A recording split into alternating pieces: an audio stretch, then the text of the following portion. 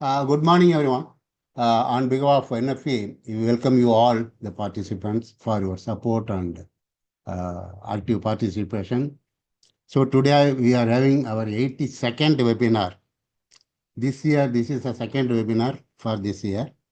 So our presenter will be Mr. Nandu Kopan. You are all aware of his skills. He is a specialist. I will introduce him. He is a application specialist from Cape Electric Private Limited Company. He is a BTech degree and is currently pursuing master degree program, Master of Science at the University of Whitewater. He has delivered numerous seminars and technical presentations. He also presented a paper on international conference on lightning and electromagnetic uh, and semiconductor materials. He has presented paper at 17th International Fire Conference. That is article published was casualties due to fire in air conditioners. Yes, it's a very good study on its electrical parameters because we are having so many electrical fire and accidents from air conditioners. It's a very good article.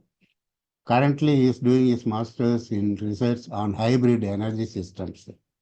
So these are all his most more importantly, he is active in NFE and an youngster upcoming star for the NFE in presenting materials and papers. So regarding NFE, I would like to say that we are creating awareness on electrical safety, as you are aware. Uh, and our mission, I would like to repeat that to make every electrical installation free of accidents, such as electrocution and fire due to short circuits, and increasing the reliability of electrical installation. We are contributing to the saving of life and property and supporting a sustainable development. This is our vision. To accomplish this vision, we shall strive to achieve our vision through getting accredited for product and personal certification. This is our mission. And to achieve this mission, we are carrying out so many activities. We are having, as of now, 2,000 members from in our NFE, and we have conducted training so far. There are 32 significant technical seminars nationwide. It involved nearly 5,000 participants, and from the webinars, it attracted a participant strength of more than 30,000 engineers. Apart from this, we are participating, our members, most of our members are participating in BAS, IES and IEC committees also, especially in BAS, ETD 19, 20, 30, 32 and 50, as well as NBC 2016 are all our important committees that NFE is contributing much. We also gone in MOU with ASPA and IFE. So these are all our activities. And our special program on capacity building is Electrical Safety Professional Certification Scheme. This is intended to build capacity for the electrical professionals in the field of designers, installers, and verifiers. One more activity is also going on, that is fault loop impedance testing. These fault loop impedance testers are categorized into 3 levels, 1, 2, and 3. And we are having an ambitious and a major project to be taken to be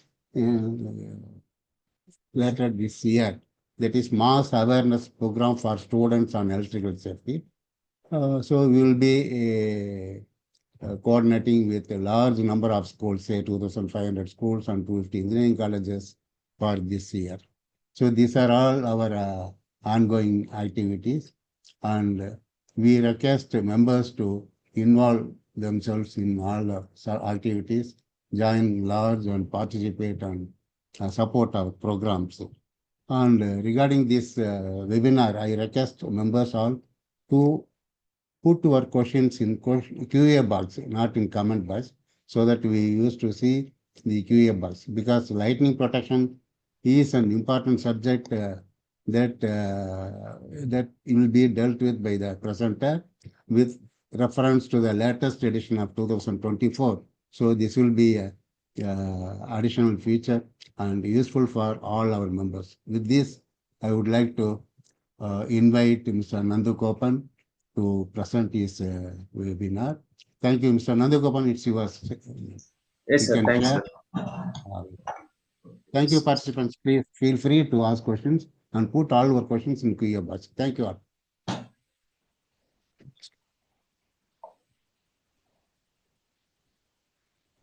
Sir, is it visible? Yes. The screen. Pause it. It's not visible, Nandu. You double click it. Double click பண்ணியாச்சு. Hmm? It is still not visible, is it? Not visible. Okay, 1 second. I'll stop and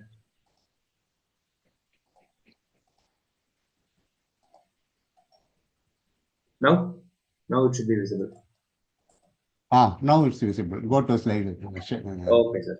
So I'm presenting it. So it is clear right now, no, sir? It's clear. Good. Okay. Perfect. Okay. Yeah, thanks. So I'll be taking a topic, lightning protection for sensitive equipments and electronics as per IEC 62305 Part 4, 2024. This is the new edition of the 62305 part. So I'll not be touching on any other part. I'll be touching only on the Part 4 of the standard.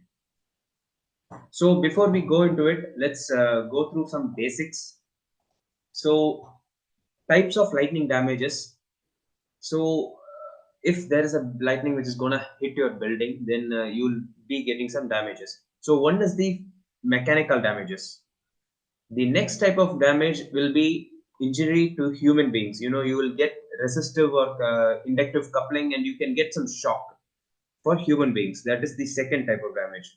And the next type of damage is induced appearing or induced over voltages inside the structure. So if there is any over voltage which is coming inside the structure, then your internal systems, that electrical systems, will get affected. That is the third type. And next one is malfunction of internal system due to LEMP. This is what we will be seeing in this webinar. We'll be actually seeing the fourth point, malfunction, failure or malfunction of internal systems due to LEMP. If you ask me what is LEMP, LEMP means surges due to lightning strike to the building or to whatever nearby. It is basically surges and electromagnetic field. So whatever type of surges which is coming inside the building due to lightning and electromagnetic field. So I'm classifying all those things into LEMP, lightning electromagnetic impulse. So this webinar will be actually concentrating more on the fourth point, how to protect your equipments from LEMP, from surges. So now next slide. So electrical and electronic systems are subject to damage from LEMP, lightning impulse, electromagnetic impulse. And the basic thing about lightning is, if there is any participant over here who have read part 1 of the standard, first of all, before doing any lightning protection to your building, you are supposed to first do something called lightning protection zone. We'll actually touch on this concept, lightning protection zone concept. So protection against LEMP surges is actually based on this concept called lightning protection zone. So we will go more deep into this.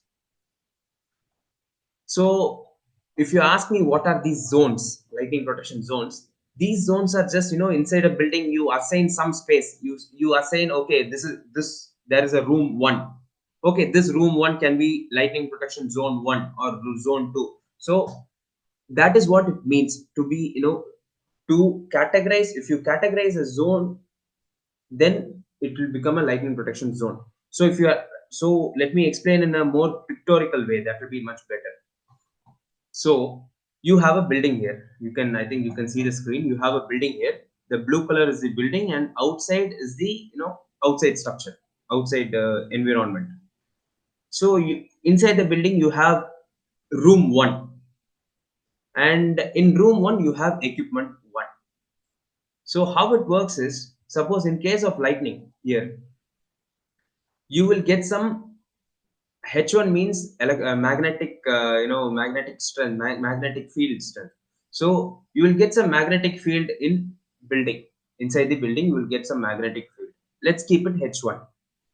And inside the room, there will be something else called H2. Again, magnetic field will be coming inside the room 1.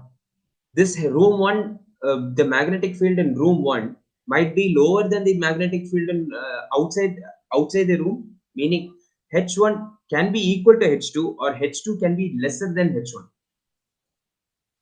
And if this equipment here, this equipment 1 can withstand this H2, then it is safe, no problem.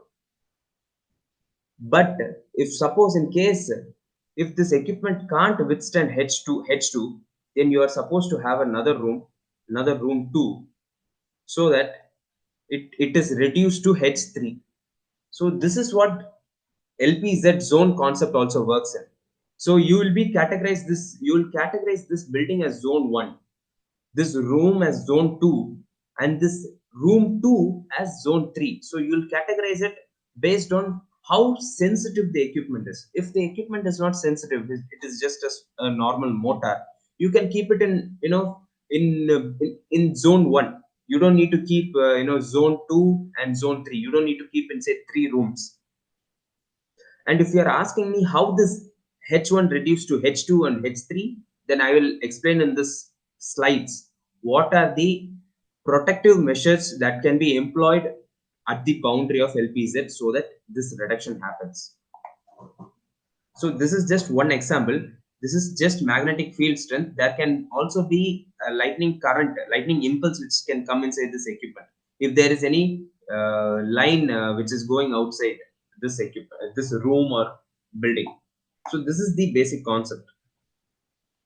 Now, if you take lightning protection, for example, lightning protection zones. Lightning protection zones are classified into 2 zones: outer zones and inner zones.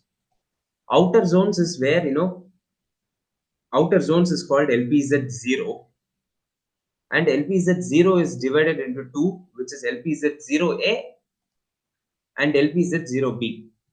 Now, outer zone means that if you are means that you will be subject to full or partial lightning current. In places where you are subject to full or partial lightning current, that is called zone 0. Now, LPZ zone 0A means threat is due to direct lightning flash, and you will be subject to full lightning current. So you are standing in an open field. If you are going and standing in an open field, then it is called LPZ0A. And if you're standing under a tree, then it is called LPZ0B, because you are protected from direct lightning strike, but you won't be protected from the side flash or anything like that. So that is zone 0B. So in okay, I'll show a next slide where I can explain this much better. So for example, for outer zones, you have a terrace, and this picture, I'll explain you the picture. So you have a terrace, and in the terrace there is a antenna system, and there is a pillar, and there is one more rod here, and there is one more rod here. So 1 and 3 means lightning rod. So there is a lightning rod here, and there is a lightning rod here. And this is the protection area of the lightning rod. So if you are inside this area, I mean, I'll take a pen. So if you are there inside this area, it is protected. And if you are there in this area, it is not protected. So in this picture, let's concentrate only on area 1 and area 2. So if you, in this picture, what is LPZ0A and what is LPZ0B. As I told before, LPZ0A means a place where you will get direct lightning strike. That means this area, these two, where I've marked two, is where if anything is there, you are highly probable to get a direct lightning strike. And if you're there in zone 0B, you won't get a direct lightning strike. But this equipment which is there, it can be subject to partial lightning current. It can be subject to like partial lightning current. There can be some induced currents inside it.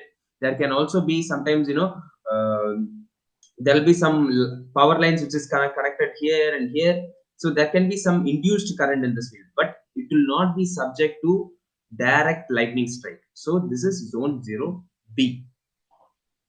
Now, as I told you before, that it is divided into outer zones and inner zones. So outer zone means lightning protection zone 0. In zone 0, it is classified into zone A and zone B. Now, if you go to the inner zones, inner zones are classified into LPZ1, LPZ2, and LPZ. It can go till N. Now, why we are saying okay? Okay. So one means you will be getting lightning current. You will be getting some limited surge currents, and that will be reduced by some SPD from zone 0 to zone 1. You'll get some lightning current, but that will be reduced by some SPD. In zone 2, you'll still be getting some lightning current or magnetic field, but it will be lower than zone 1. And in zone 3, you'll still be getting it, but it will be lower than zone 2. So here I have put LPZ01 is more than LPZ03. That means the current, the surge currents or induced magnetic field H or I will be very less compared to this lightning protection zone 1. That is what it means. So till your equipment can withstand the impulse current, you have to do it. But for general cases, most of the equipments can be placed in zone 1 of the standard. It is not a problem, but we are talking about sensitive equipments and sensitive electronics. So for that, probably if you want a good lightning protection, you will need to do all these things. You have to categorize it by zone 0, zone 1, zone 2, zone 3, and you have to categorize the equipments. So now,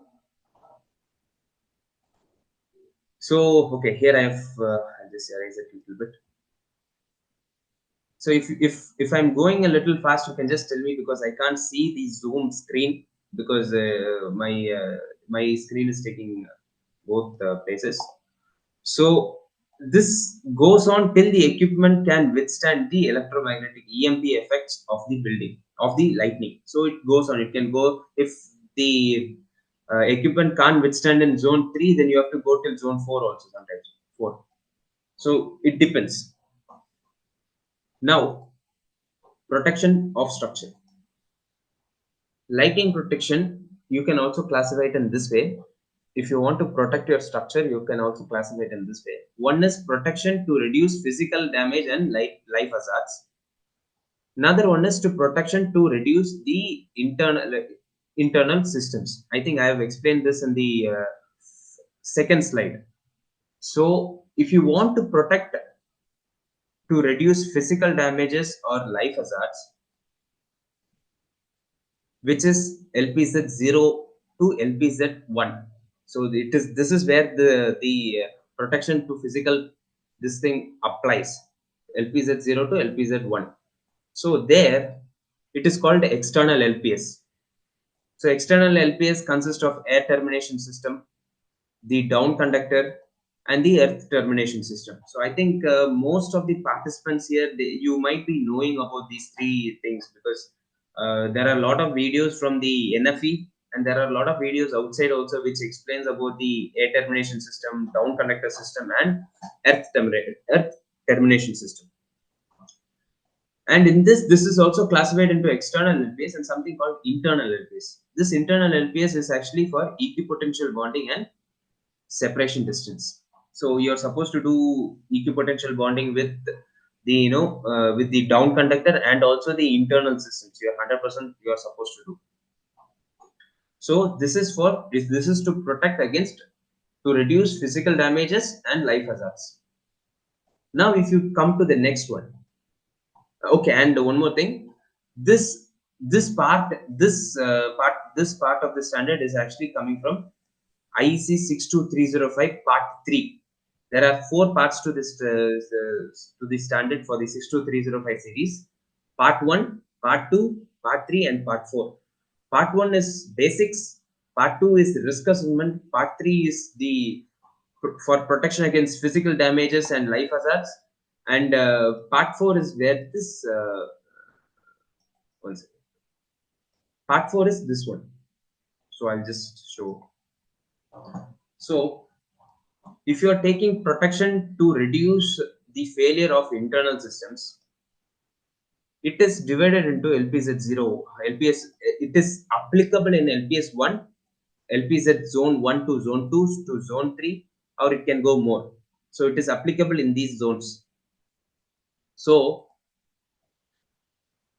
this is called surge protective measure. This in the standard, if you have read it, most all the protective measures which you are seeing down, protection against LEMP, is called surge protective measure, not device. Device is something different. This is surge protective measure. So in surge protective measure, it is classified into first one. To achieve surge protective measure, you can, first one is magnetic shielding and line routing. Next is coordinated SPD system, and next is earthing and bonding networks, and next is isolating interfaces. So if you want to achieve a good surge protective measure in your building, you are supposed to have all these 4. Like example, in the external LPS part 3, if you want to have a good lightning protection system, you need to have air termination, down conductor, and earth termination system, and equipotential bonding. So you need to have that to protect against, to reduce physical damage and life hazard. And to reduce the failure of internal systems, you are supposed to have all these things. So in today's webinar, I will actually I will actually be talking about this part, and this part. I will not be talking much on the isolating interface because there won't be much time, and this concept is just being introduced in the standard. So probably when the products are available for it, probably I can take a little more in-depth class on isolating interfaces. So right now we'll be taking on earthing and bonding networks, coordinated SPD system, and magnetic shielding and line routing. And okay, and this is also as per IEC 62305 Part 4. So this is Part 4. Part 4, actually, if you read Part 4, this is what it explains. It explains this in a very detailed ways. So topics, I think I've already told this. So we'll be going on these topics: earthing and bonding networks, magnetic shielding and line routing, and coordinated SPD system. All these are called surge protective measures, SPM for short, SPM, surge protective measure, SPM for short. All these SPMs, you can either use all 3 together, or you can use either one also, but I won't recommend using only one. You can at least use 2 or 3. It will be much better for your equipment to have a good life. And the standard also says something like this. I don't agree with it, but I'm just putting it for people's knowledge. You are going to get, your internal systems is going to fail only if the power is on. If you off the power, then there's not going to be any damage to it. So that is what it says. It says that you can use something called thunderstorm warning system. It's a device. So when the lightning is going to come, this is going to warn you some time before that lightning is going to come. So if you have this system, you know that lightning is going to come. you can just switch off the TV, or you can just switch off the data racks. It is not practical, but it is still there in the standard for information purposes. So next one, earthing and bonding, the first topic. So I'll go a little deep on this. Actually, if you see, to be honest, in part 3 they will be explaining about earth termination system, and part 4 also they will be explaining about earthing and bonding networks, because earthing is very important in this subject for reduction against EMI, this LEMP. It is very important, and whatever is said in part 4 is as per the part 3, and also as per National Electrical Code of India, as per IS 3732. It is all interlinked. I can show you, I'll show some pictures in it in today's webinar, which all the things are interlinked.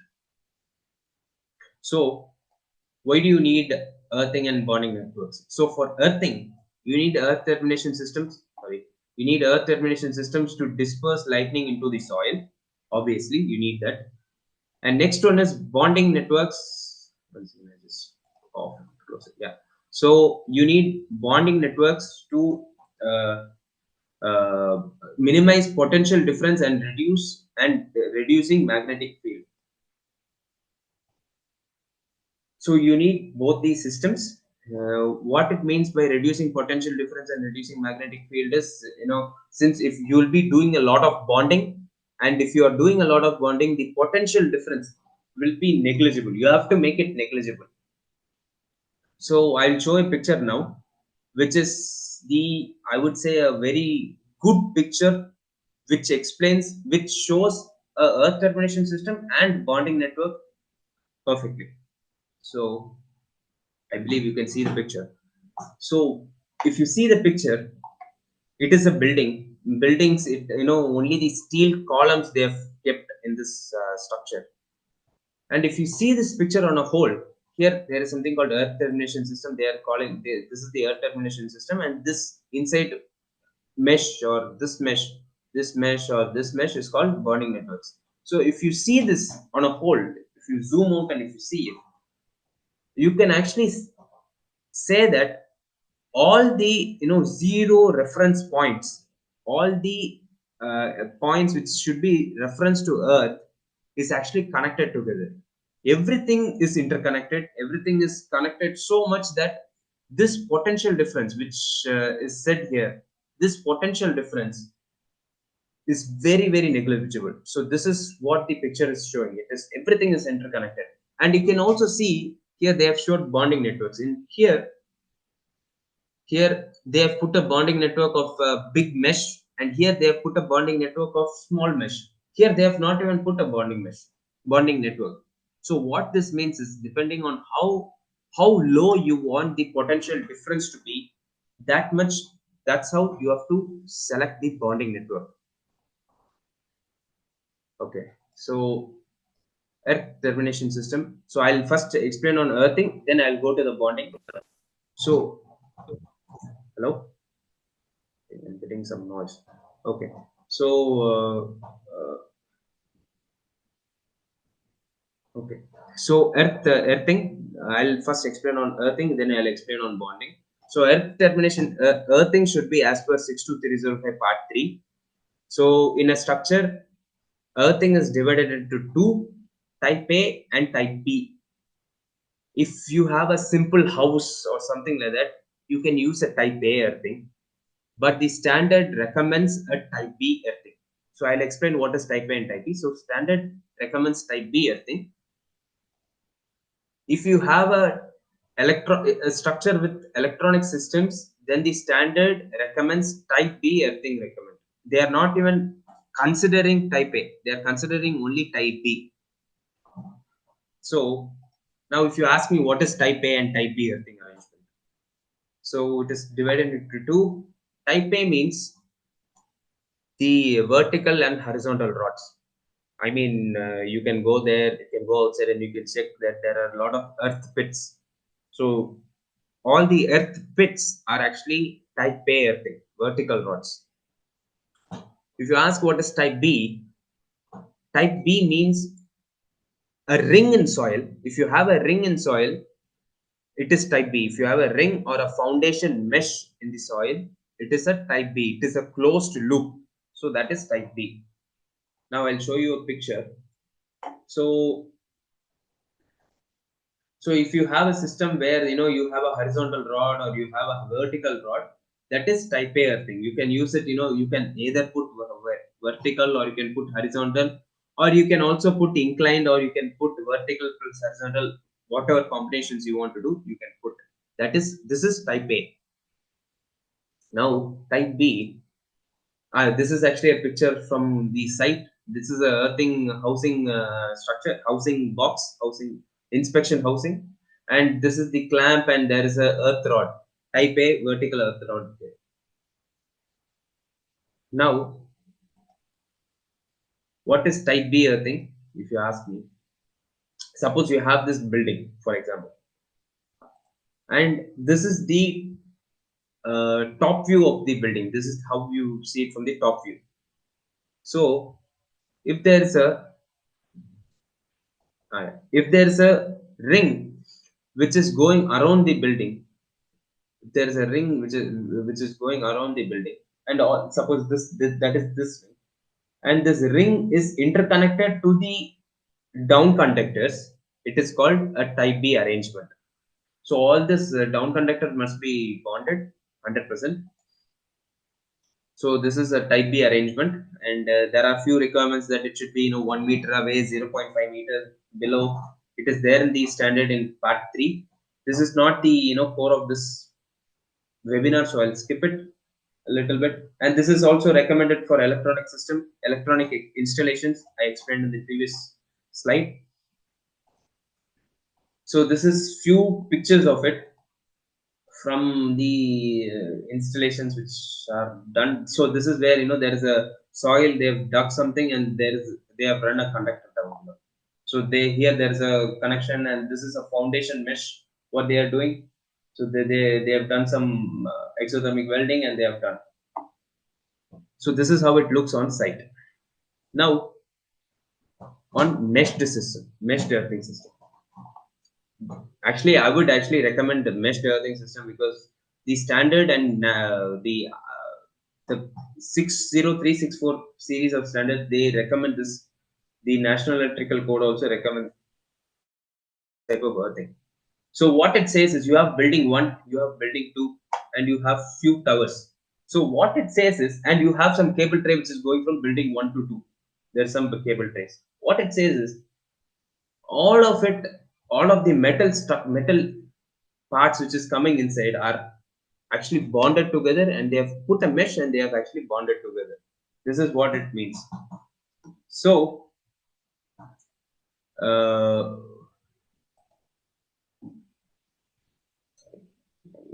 okay, so a lower earth impedance will result in lower lightning currents entering the installation. So if you have a very pakka meshed system, I think the mesh spelling is wrong. If you have a very pakka meshed system, then the lightning which is entering the structure will also be reduced in a very small value. And also you can use the reinforced concretes or metal structures. You can use that to you can use your natural metal you are using for the equipment. You can use it for the building. You can use it and make a very good bonding. And standard, actually, they have put a particular point in the 62305 part 4 series. They have put a point. The earth termination system, this is not can earth termination system can be improved by installing an additional earth point close to the connection point of the power utility. They have put this clause on this earthing systems. So what this means is, you can actually see in this picture, there is a picture over here. So this is a meshed foundation earth system, and they are using the inside RCC, the steel reinforcement and concrete. They are using steel reinforcement and concrete to put the lightning down conductor or whatever. And this part, so yeah, this part, 0.6 is what they mean. 0.6 is here. 0.6 is what they mean by earth point. So this earth point, they are actually, you can use it to reduce the impedance. You can use the this earth point to improve the earthing system of your installation. So if you are asking me how this earth point looks like, then I have few pictures.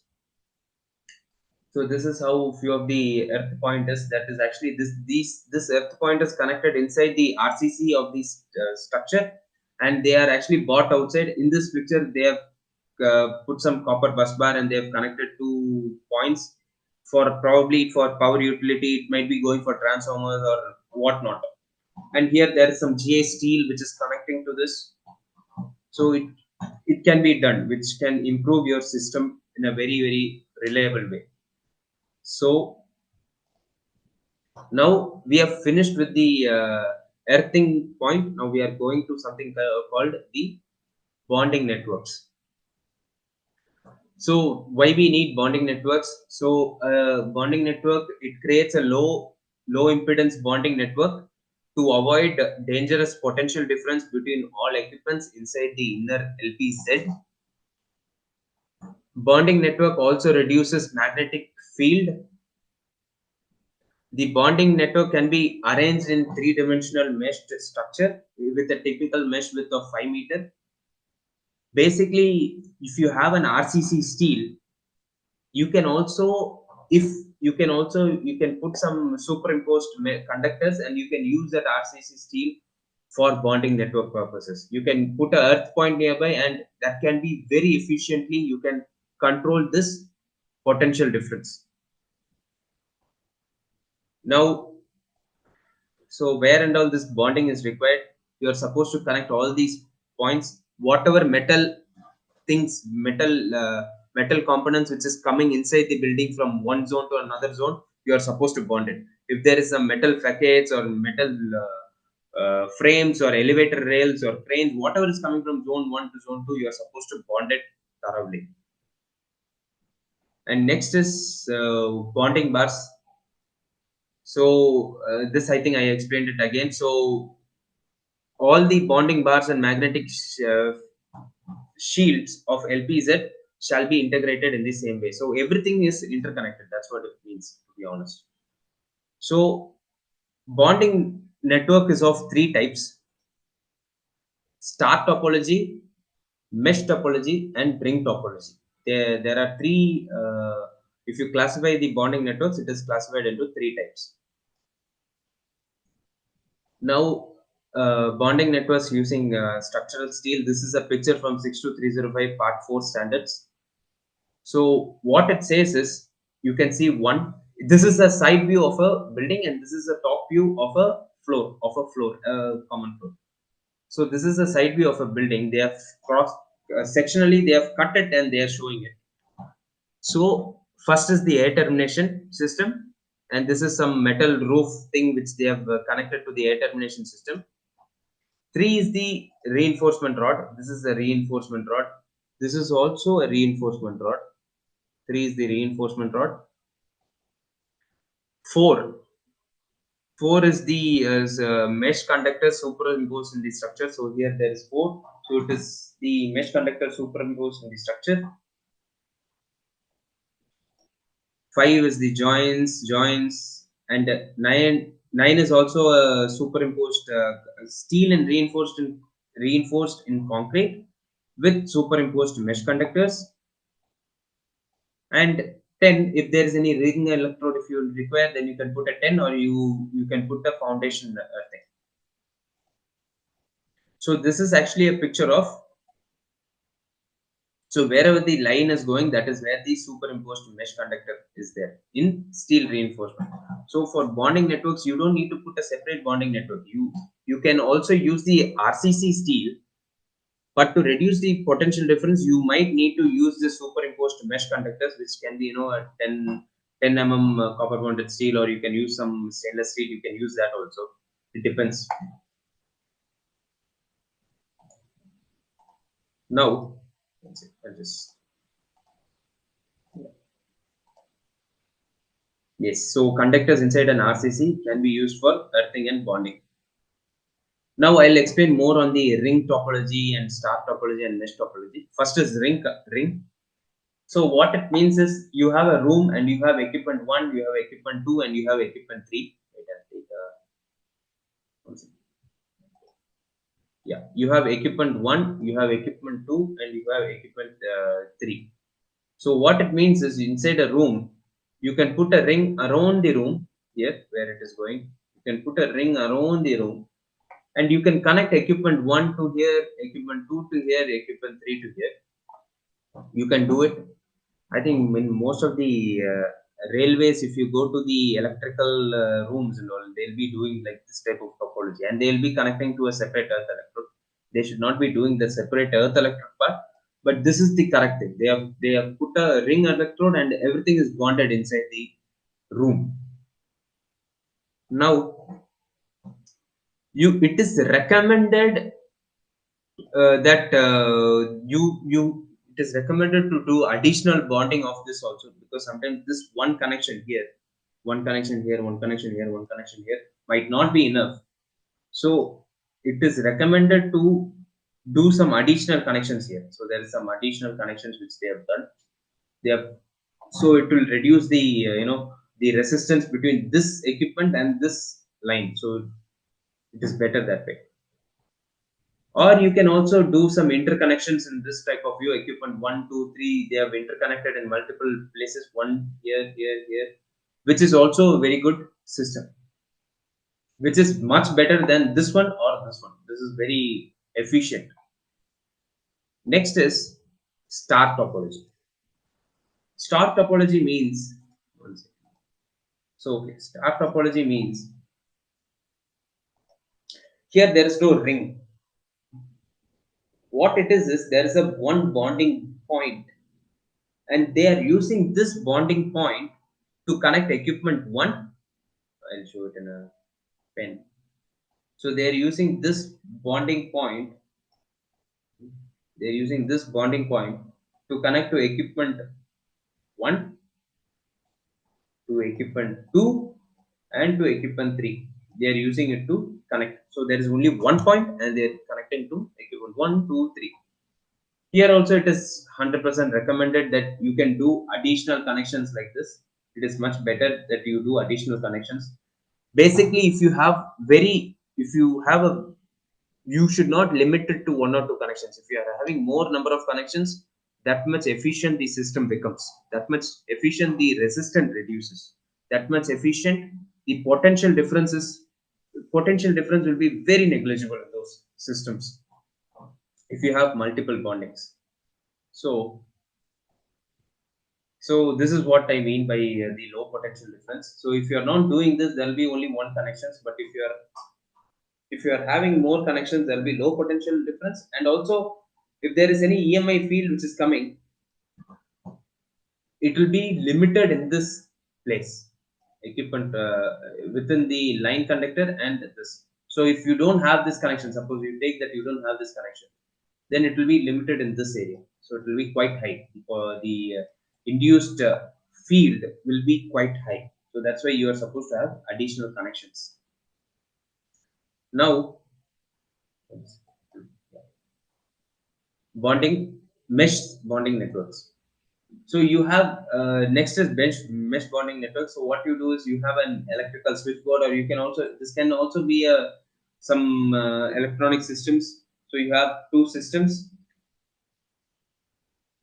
the RCC, or you can put a mesh down below, and you can interconnect this part and this part. That is a mesh bonding system. So inside there will be multiple connections that it will become a very low potential difference system. So that is what it means by a mesh bonding network. So, and this is also a very recommended practice, because the potential difference will be much lower compared to star or ring. Now, so this I have told, right? The multiple bonds, including structural steel, should be done to reduce the impedance of the resulting bond. So you are supposed to reduce the impedance so low. Now, if you are asking for examples on how a bonding network looks like. So I have taken few pictures from IEC 60364. If you are asking me what is IEC 60364, it is the standard for electrical installations. In India, we have adopted it as National Electrical Code of India, and IS 732. We have adopted that into these two standards. So if you open IS 732, you can actually see this picture. This picture. So what it means is, there is a lot of structural steel and all. Yeah. So there are a lot of structural seals, lot of equipments, and everything is interconnected. There is interconnection here. There's some mesh down below. All of this are interconnected. This is what it means. Or you can also find this picture in IS 732. So where they have given a typical structure, and in the typical structure they have explained one bonding network. So this is a mesh and a star point. So there he has put a mesh. Here he has put a star point bonding. Here this is a star point grounding, and this is a ring topology. This is a mesh topology. So they have given this picture, and everything is connected to a structural framework, and which is connected to the foundation earth electrode. So what it shows is, it shows a series of examples of bonding networks, and also it also includes the earth termination system inside this picture. You can find it in IS 732. If you have the standard, you can just open it. You can go to the, I think, 4.5. I'm not sure. You have to go to the EMI-EMC part of the standard, and there they have showed these pictures, this picture and this picture. Next, if you're asking me more on how this, how whether I'm supposed to select a ring or star, or how I'm supposed to use the connector, what type of connector I'm supposed to use, what type of resistance I'm supposed to meet, you can actually watch this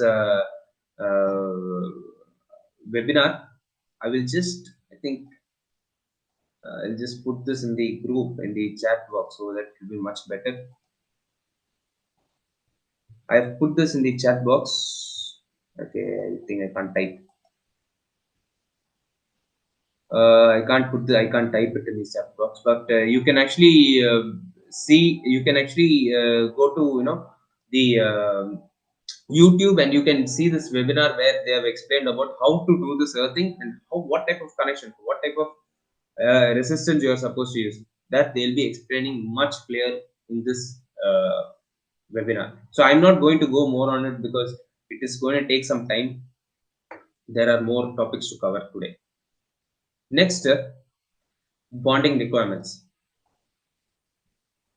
So, just take a pen. Yeah. So, bonding requirements. Any external line which is entering the LPZ 0 to 1 or LPZ 1 to 2 should be bonding. What I mean by lines is, if there is any power line or telecommunication line, it should be bonded. It should be bonded via a SPD. If there is any pipeline, or if there is any cable tray which is coming, or any pipelines, or any HVAC system which is entering, then no, that also should be bonded. The metal components should be bonded if it is entering from zone 0 to zone 1, or zone 1 to zone 3, or zone 3 to zone 4. If it is doing some entry from one zone to another zone, you are supposed to 100% bonded. Why they are saying you're supposed to bond it is so that the surge currents will be it will be spread across the installation. So SPD shall be used for, and the potential will be same across the installation. That is also the major point why they are asking to bond, so that if you are touching any if you are touching any pipelines, if you have done a good bonding, you will not get a shock, because wherever you are standing or wherever you are touching with your other hand, that will also be in the same potential. So no potential difference. So that is why they are asking to bond it first. So you are supposed to use SPDs for bonding of electrical and electronic system. And if there is any shielded cables or metal ducts which is coming, then you are supposed to bond that also.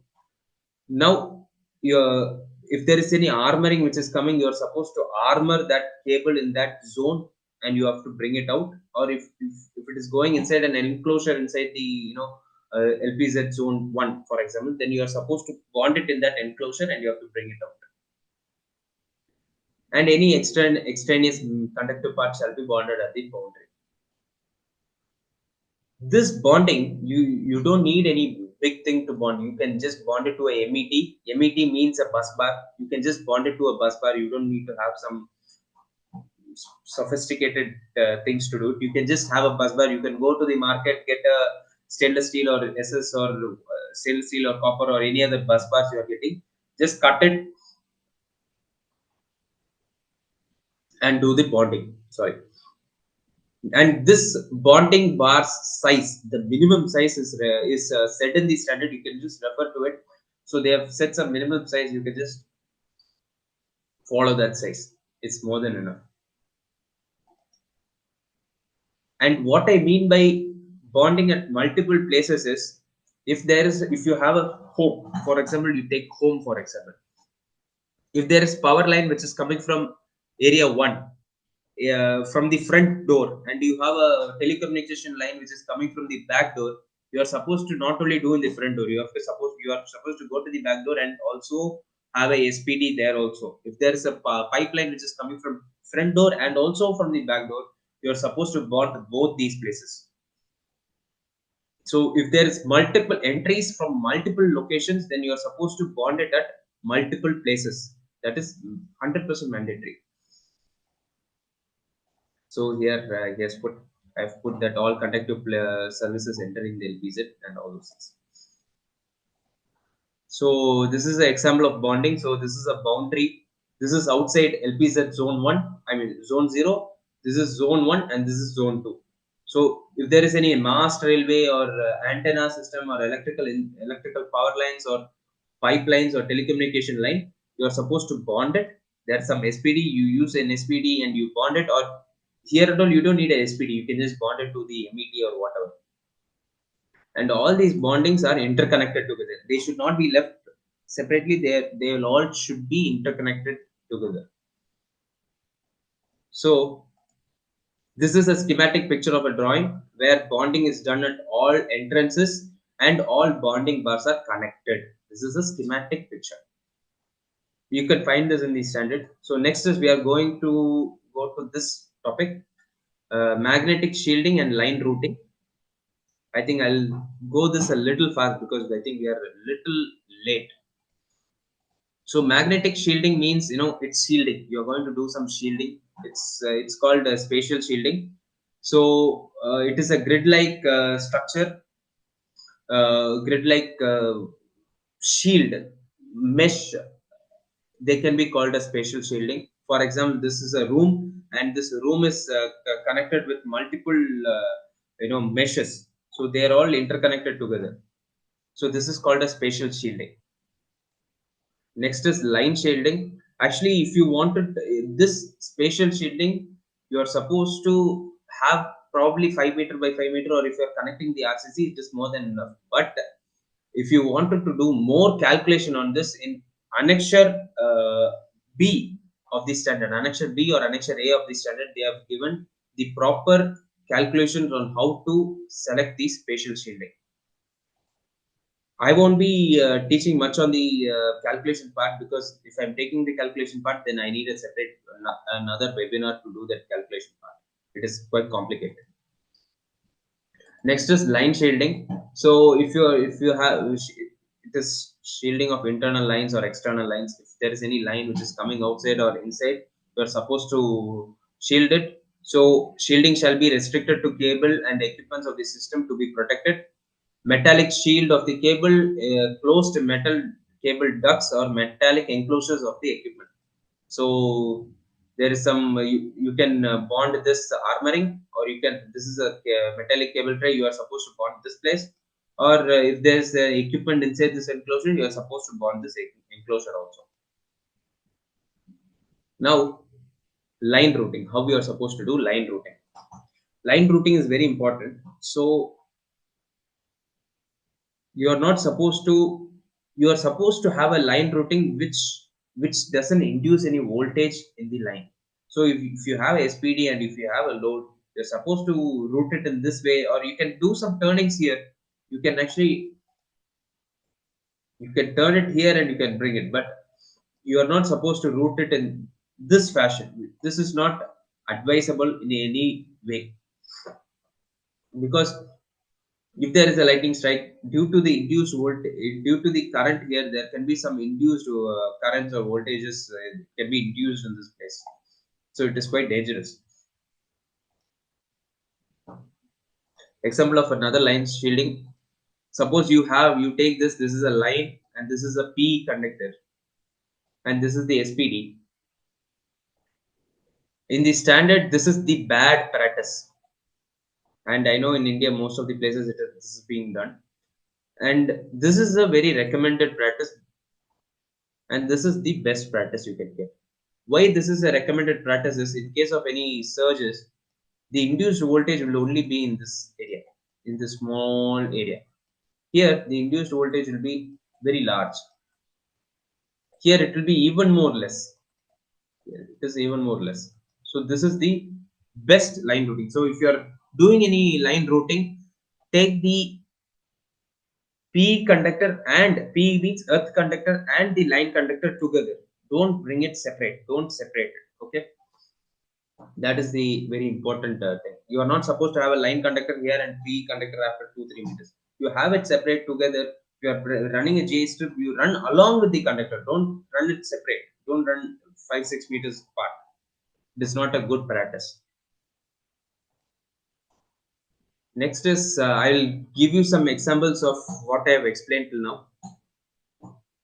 So this is a first example is a good SPM, good surge protective measure. So you have a building. This is the building. One second. So this is the building, and this is the outside air. So this is outside air is LPZ0, and this is LPZ1. Suppose in a building this area, I've used the RCC steel and I've made a good shield, and I have also used external lighting protection system. So this is the shield. Next is I'm having room 1, and there also I have put some shield. I've put a shielding here, shield LPZ2. So I've put some shielding, and this is LPZ2. And I have a equipment 3 at room 1, and there is some housing on metal body, and there is a power line which is coming. This is a power line. And I am bonding SPD in zone 0 to 1, 1 to 2, and 2 to 3. 3 means the equipment. I'm using the SPD here.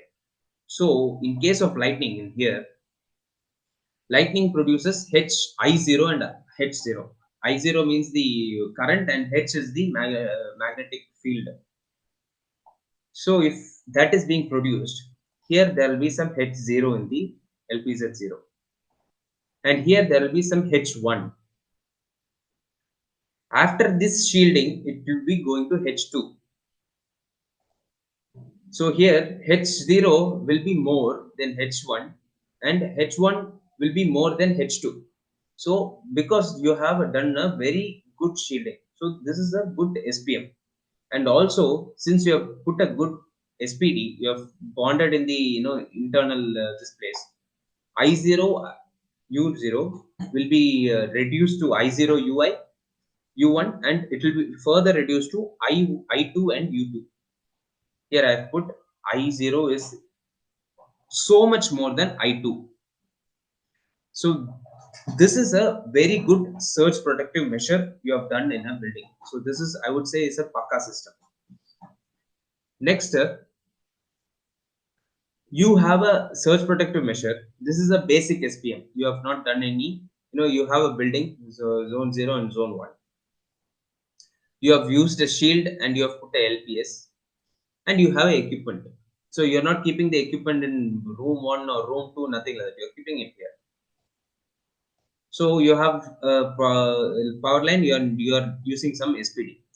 So in case of lightning, I0 and H0 will be outside, and I1 H1 will be inside. So here compared to the previous one, this is a little more redundant, a cost effective solution you have done. So if the equipment can withstand this H1 and this I1, if the equipment can withstand the I1 and H1, then that is more than enough to have it in zone 1.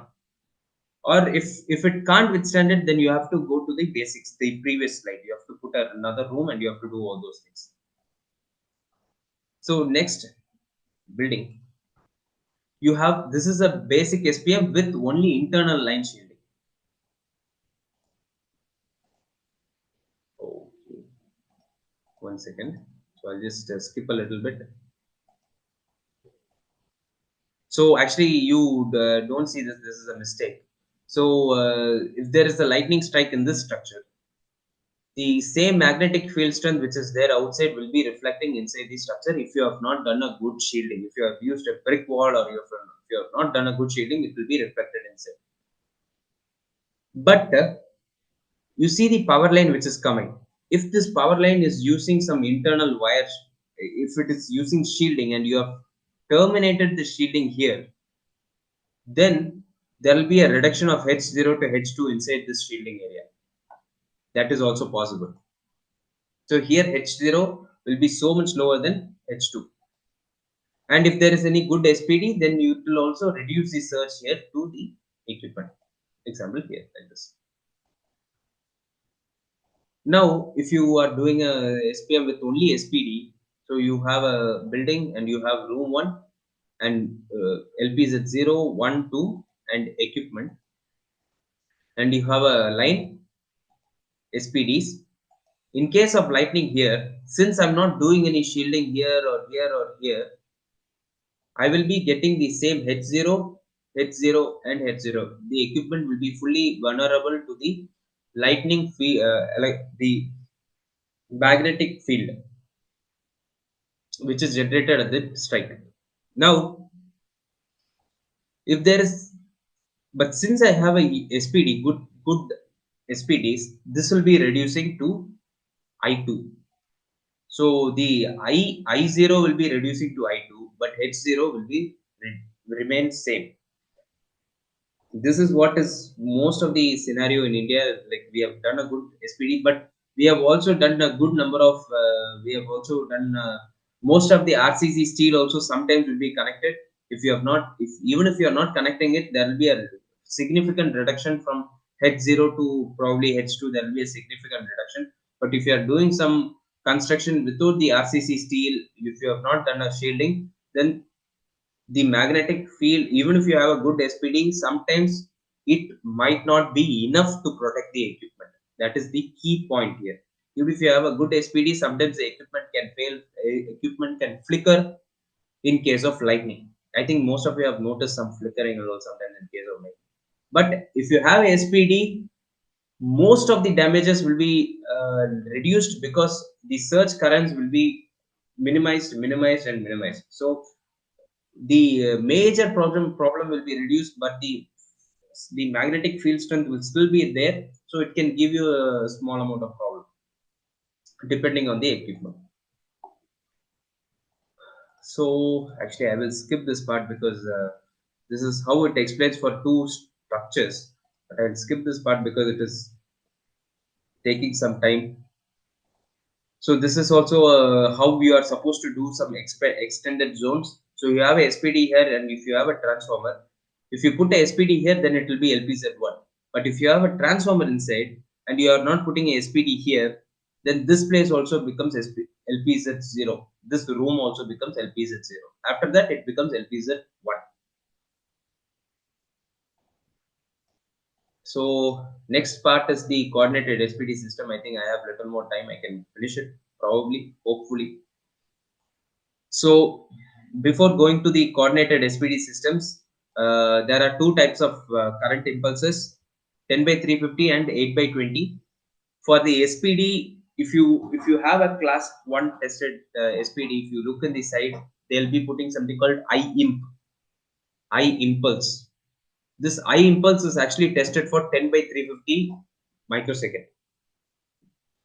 And you can also see in class 2 tested SPD, it is very common in India. If you check that label also, it will be tested for IN, I nominal, and sometimes optionally they'll be doing for I max. I max is, they are putting this 8 by 350 microsecond strike. They are putting one maximum time, and they are checking how much it can withstand. I nominal means it will be putting it repeatedly as per the SPD standard requirements. So it will be multiple strikes at I nominal.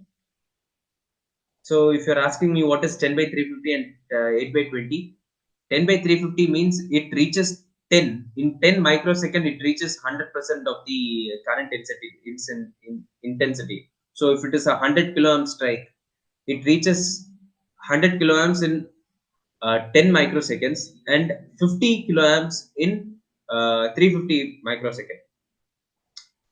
Same thing for a 8 by 20, it reaches 100 kiloamps at 8 seconds and 50 kiloamps in 20 seconds. That is what it means by 10 by 350 and 8 by 20. So 10 by 350 will be a much large impact because of large time. Then the energy, the power will be much more large compared to 8 by 20 with the same current parameters. So connection type 1, there are two types of connections for SPD. This is type 1. So you have line conductor, line 1, RYB, and neutral, and PE conductor. And this is the connection type 1. This is called 4 plus 0. So 4 numbers of SPD between RYBN and neutral. So there will be live conductors and PE conductor. There will be 4 numbers of SPD between them. Next type of connection is for is 3 plus 1. There will be three lines of SPD will be connected to neutral, and one line will be connected to PE. For TT system, you are supposed to go with this 3 plus 1 connection, and for TNS system, you can go with either one. Maybe you can go with type 1 connection, but for TT, earth electrode earthing system, you are supposed to go with type 2 connections. And also, if there is any over voltages, type 2 only one SPD will play, but here all the SPDs will be playing if there is any over voltage. But anyway, that I'll not be explaining much. Yes. So if there is anyone who's asking for common mode and differential mode protection, yes, SPD will be doing that. Common mode protection means live conductor and PE conductor. Differential mode means between live conductors. If there is a SPD means, since there is a SPD here, if there is a potential difference between this line and this line, SPD will be working, these two SPD. All the SPDs will be working to give a equal potential. I'll explain in the previous slides. Next slides. So SPDs will give common mode and differential mode potential. So this is few things which I will ignore. So how a SPD works in a current GPR. So you have a system 3 plus 1 connection, RYB, it is connected to neutral, and neutral to PE, there is one SPD. This is a 3 plus 1 connection type 2. So there is a lightning strike and there is a potential increase GPR in the PE conductor. So what it does is, you see, this potential difference will be in so high voltage, because this is a lightning current, and then if you don't have SPD, there can be the insulation between all these conductors will be going in a flash. So what happens is SPD 4 first will start working. SPD 4 will work. It will make the voltage between neutral and PE same. So SPD works and it becomes the voltage between neutral and PE for that microsecond it becomes same. Next, SPD 123 will be working, and RYB and neutral and PE conductor will be in equal potential. That means the potential difference between all these 4 conductors will be equal. That means there won't be any damage, there won't be any insulation failure, or there won't be any failure in the cables or on the system, because all the 5 lines are in same potential. That is what SPD technically does. they actually make an equipotential bonding. So if you think in a overall scale, if you have a building, you have an SPD, if the moment lightning strikes the building, the whole building will actually be in the same potential as the lightning, so that there won't be any potential difference will be should be negligible, such that there is no damage to the people, equipments, or the structure. That is what it happens. Now equipotential happens in nanoseconds. That will be this surges will be in microseconds, and this SPD works in nanoseconds, so you don't have to be any problem. The moment it comes, it will be on, it will be working. And there's something like this also. 1 second, just check. Yeah.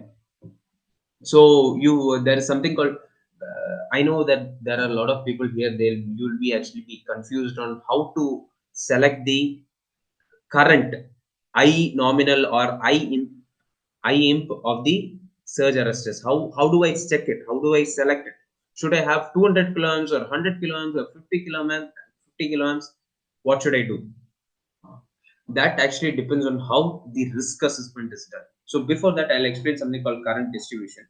It is a general assumption that if there is a lightning strike to your building, 50% will go to the soil and 50% will be traveling through the power lines back to again the soil. It will be they just take a assumption of 50%. Generally this won't be happening. Sometimes there will be, if you have done very good amount number of bonding, then this will be 90% and this will be 10%. It depends, it can be various, but generally you can take this assumption 50. So yeah, so I impedance, there is only one service line. So this I impulse for the SPD, if you are doing the lightning protection as per LPS 1 LPL 1, then you have to have it for 100 kA or 75 kA or 50 kA, depends. Now if you have two service lines, then it can be 50. If you have one, this is one line. If you have another line, then it will be 50 kA, 37.5 kA or 25 kA. Or if you have three, it will be reduced even more further. So there are several factors for it. Like for power lines, they sometimes take 5%, and for telecommunication line they take 5%, and power line they take 50%. There are a lot of factors for it, but mainly it depends on the LPL you are considering the building to be at. So this, you can consider this as a common thing for selecting the I impulse of the SPD at zone 0 to 1. I'm telling at here, at this part. I'm not explaining inside the structure how you have to put the SPD. I'm telling inside here in this part. So for 4 plus 0 connections, you can have this impulse. I'm not going to explain it. You can, this is just basic divisions. 200 divided by half, then number of the, how many number of lines, that is divided by 3, 2, like those things. This is a common division which is happening here. So you can just take a calculator, do a small division. This will be happening. This is for 4 plus 1 connections, you can have this impulse K rating, and for 3 plus 1 connection, you can have this K rating. Now you have a one more thing. You have a structure, and your lightning strikers have connected here, and there is a transformer here, and it is power is connected to HP.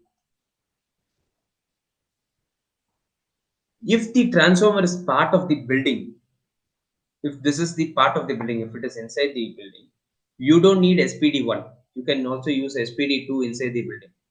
So generally this side there will be some surge arresters, it is not a problem. If it is there inside the building, it is not a problem.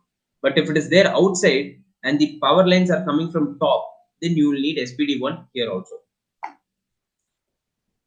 Now if you are asking me what type of SPD is required for buildings, whether should I use class 1 tested SPD, or if I have to use class 2 tested SPD, what SPD should I select for my building.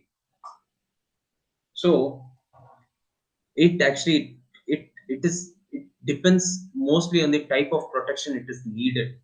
Suppose you need protection against direct lightning. Suppose you have done some risk assessment and you say, okay, my building is probable to have a lightning strike, and you need protection against the direct strike, direct lightning, then you are supposed to have class 1 tested SPD only where it is going from zone 0 to zone 1. So if there is a power line which is coming from outside to inside, you can have one class 1 SPD.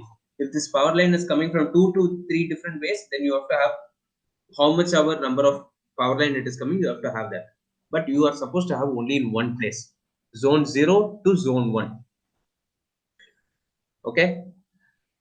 And meaning, I'll just put a meaning also. Meaning, all power lines entering the building need type 1 SPD. So if there is any power line which is entering the building, you need type 1 SPD. And next, if protection against the direct strike to the building is not needed, if protection against direct strike to the building is not needed on and but direct strike to the overhead lines is to be considered, then you are supposed to use class 1 SPD. So suppose you take a building, for example, you take a house. We'll take a house, everybody has. So if you take a house, for example, I don't want any protection for the house. Suppose if there is a lightning which is going to strike the house and I don't care about the damages and I don't need a protection for it, it is fine. But there will be some power lines which is coming from outside, from the EB. There will be some power lines which is coming to your protector from your to your place. For that place, you are supposed to consider SPD. So for that power line, when it is coming inside your building, you are supposed to have class 1 SPD. At where this installation, electrical installation, is being started in your building, you are supposed to have an SPD, class 1 SPD. That should be in zone 0 to 1.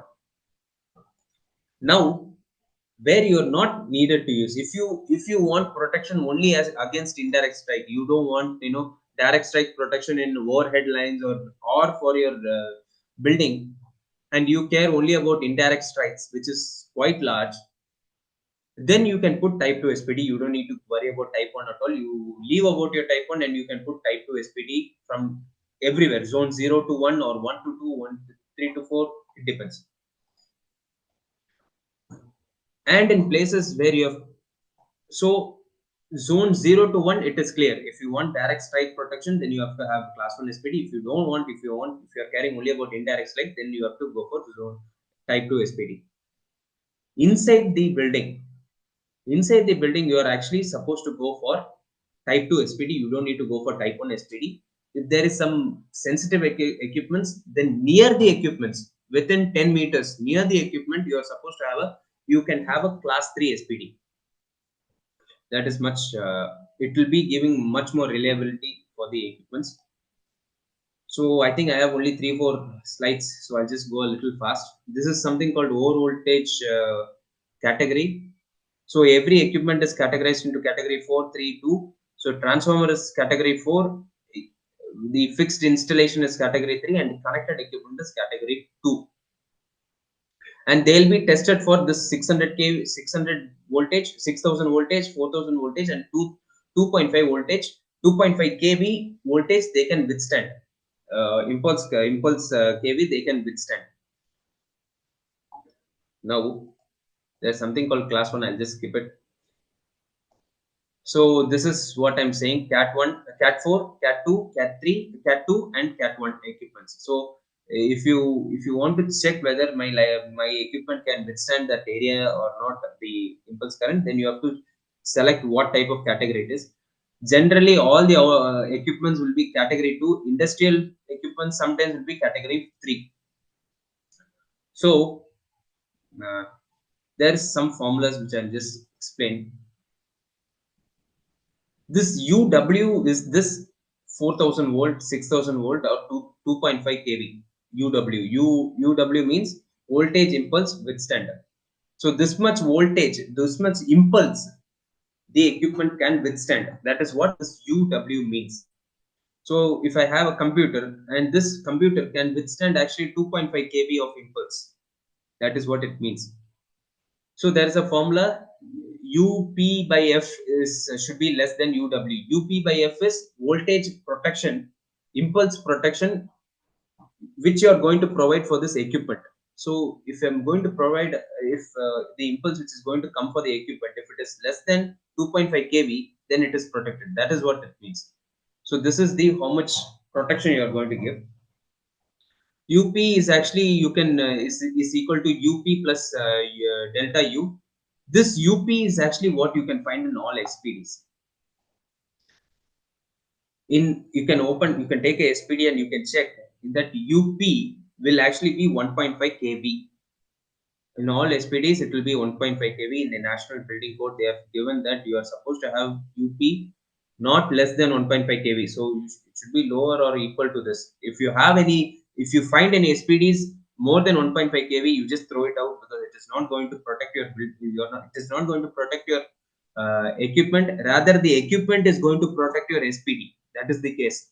So all SPDs should have a UP of 1.5 kV, and this is 1.5 kV, and this UW point is actually the lead length. If you have a lead length of less than 0.5 meter, actually I'm highlighting this more. If you should have a lead length less than 5 meter, 0.5 meter. So lead length means SPD, you have a SPD and you have a wire here, so this should be less than 0.5 meter. So if you should have a less than 0.5 meter, then UW will be something, delta U will be something around 0.5 kV, and UP by F will be something around 2 kV, which is less than 2.5 kV. So it is good. But if suppose you have this lead length more than 1 meter, then this will be going to more than 0.5 kV. So that means if you have a lead length more than 1 meter, then there is going to be no protection. So I'll just skip it. This is how it looks in a top view, class 1, class 2, class 3. Appove, sir, am I taking a little more time or No, you can finish. okay? Yes, I'll This just is finish. Yes. yes, yes. This is a picture. So this picture, you have a building. So when there is a power line which is entering the building, if you want a protection against direct strike, you put a SPD 1 here, SPD 2 here, SPD class 2 here, and if you want, you can put a SPD class 3 here, or you can also put class 2. It depends on you. If it is a sensitive equipment, then you can put class 3, and this meter between this and this should be less than 10 meters. That is important. So this is how it looks in a schematic representation. Now this is few of the, I just want to explain a little bit. I just want to show about cape SPDs. So cape, we have our own branded SPDs for this. So this is type 1 tested SPD with VDE, and this is type 2 tested SPD with VDE certificate. So while coming for Elakrama, if anybody is there, you can probably visit us. So these are the other SPDs. I don't want to take more time on this. So this is type 1, type 2, and data line and power SPDs. Now, I want to finish this webinar by showing this image. This image is actually from 62305 part 4. I would say this is a very paka representation system, representation diagram of how it shows a LPS needs to be done. LPS and SPM, lightning protection system, and surge protective measure should be done in a building. So this is the picture for it. So let us just analyze this picture and close off this session. So this is a building. So this black color, wait one second, I'll just take a laser pointer. So yeah, you can see the laser pointer. So this black color point is the building. The building has been categorized into various parts. So this place is LPZ1, LPZ2, inside this it's LPZ2, this is LPZ1. So it is being categorized in various parts. Here it is categorized as LPZ0B because there is a mesh termination system. This is LPZ0B 0A and this is LPZ0B. So this they have classified into that way. There is some power line which is going in this on the roof. There is some power line which is coming from for the camera. There is some power line which is coming for the telecommunication and LV line, and there is some transformer which is here, and there is a power line which is coming inside the structure, and it is everything is steel reinforcement in concrete. All of it is steel reinforcement in concrete. So what happens if you see this picture clearly? First bonding, if you take bonding for example, first earthing, if you take earthing for example, there is a foundation earth electrode. The transformer, they have some bonding terminals. You see, this is bonding terminals. So there is some bonding terminals here and here. It is connected to the steel reinforcement in the concrete. This part, the bonding terminals are connected to the steel reinforcement. So transformer's body and probably depending on the system, I think neutral will be connected there. It is connected to the steel reinforcement in the concrete, and then it is connected to the foundation earth electrode. So everything is paka. Very good. Next, they have given multiple bonding places. So if you can see, there is a bonding they have done to the steel facade. They have bonded the external lines. They have bonded the telecommunication LV lines. They have bonded even the equipments. These are equipments, and they have bonded the body of the equipments to the steel reinforcement. Here they have bonded. They have bonded here. So bonding is again here you can see equipotential bonding. So they have equipotential bonding. So they have bonded that in multiple places. So bonding is done paka. This earthing is done paka, and also the magnetic shielding. Shielding also is also done paka because they have connected the structural steel. There's a structural steel here. There's a structural steel here. So magnetic field strength is also being reduced. Here also there's a structural steel. So magnetic field is being reduced. So three things are now very good. Next is they have also put SPDs wherever it is required. So from zone 0 to zone 1, there's a telecommunication line, LB line. There is some this area and this area. There's some LB lines which is coming, and even this areas. There they have put a type 1 SPD. Once again, I'm just the blue color marks are the type 1 SPDs because it is going from zone 0 to B. And here in these areas where there is a equipment from class 2 to here, it is actually class this is a small mistake. So in these areas, class 1 to class 2, class 2 to class 3, all these areas they have actually put a type 2 SPD. So this is a proper LPS and SPM requirement. And if you are asking me how lightning protection is done here, they have put a air termination mesh here. So air termination is done. Down conductor, they have used the steel reinforcement as down conductor. So down conductor is done. And next is foundation earth electrode they have connected. So earthing is also done. And equipotential bonding is also done. So internal LPS is also done. So LPS, all the things, external, internal LPS is done. Paka.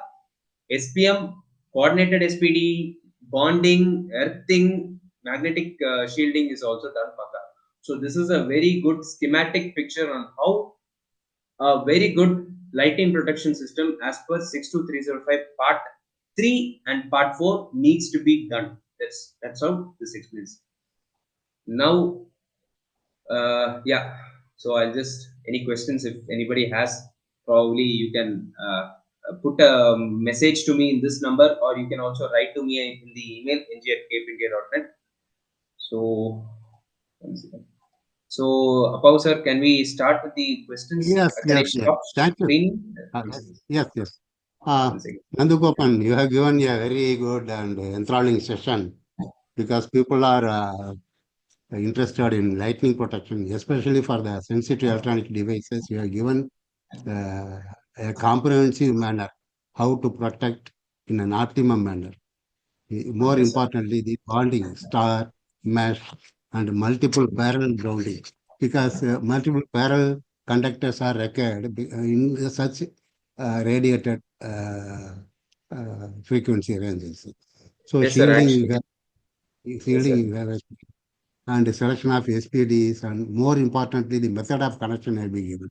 So it's a very good section. Now I will go the question. There are 20 questions. I will go through one by one. Nandu, Yes, sir. Nandu, Yes, sir. so the first question is from one Mr. Itala Narendra. He has put a question. Can we get a list of equipments segregated based on zones from any code? Okay, actually, you will not be able to get this anywhere. They have not segregated based on. They have not segregated the equipments based on zone. So equipments are actually, they have categorized into category 1, 2, 3, and 4. You can take the equipment and you can just, just look into the back in the data sheet anywhere. They'll be putting it category 2 or sometimes 3. Rare scenarios, there will be category 1. So what you have to do is when you're designing this SPM, you have to make sure that this SPD, the UP value is less than this 1 point, less than this category 3 equipment, and you have to also make sure that the magnetic shielding is there. In case it is a category 1 equipment, you are supposed to have a good magnetic shield. But for your question, they have not segregated based on zone, so you have to see it based on 4 voltage categories. Okay, Yes, thank sir. you. Next question is from Pallavi Mukherjee. One more question in between. One more question. Yes, Pallavi Mukherjee has asked how to identify lightning arrestor in residential building. Also, one sub question: what's the thumb rule for how much radius does the lightning arrestor cover? And another sub Okay. question: can building have more than one lightning arrestor? Okay, actually, So this is not the topic of today's webinar, but I'll yes, just give a small brief. The How do you arrest? How do you identify a lightning arrestor? Actually, you can just see a rod on top. So if there is a rod, if I think that is what you mean by lightning arrestor. So if there is a rod, that is a air termination system, or can be also a mesh. Sometimes in few places there won't be any rod or mesh. If there is a metal roof, they'll be bonding that metal roof. That is also an air termination system. And sometimes, and what is the thumb rule for radius of LA? That is actually a complicated question. It depends on rolling sphere radius, rolling sphere method. So for LPS level 1, 2, 3, there is a different radius: 60 meters, 30 meters, and 20 meters. They have different meters for different LPL levels. And building should have more than one lightning arrestor, 100%, because first of all, uh, I don't, only if it is a very small building, then you need to have two lightning arresters, because without two lightning arresters, then you will not be able to you will not be able to do the rolling sphere method properly. You will need to have two at least.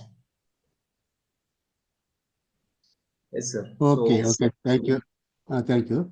There's one more question from Jay Patke. Elaborate lightning event or strike. Is there any data sheet? you can actually refer to part 1 of the standard. Part 1 of the standard, they give the correct parameters of lightning, and they have given the specific energy, uh, the dA by dt, all those things they have given. So you can refer to part 1 of the standard. They give a good definition, good answers for that. Okay. There are questions from one attendee, Mr. Balu G. Is an earth pit necessary for every down conductor? For example, if there are 10 down conductors in the building, can we provide 5 numbers earth pit after connecting them to the ground? No, you are supposed to, for a type B earthing, if you are putting an earth pit, then you are supposed to have, if you have 10 down conductors, you are 100% you are supposed to have 10 earth pits. That is mandatory. Or you can also go for a type B. You can put a ring around the structure and you can connect all the down conductors. That is also possible. Okay.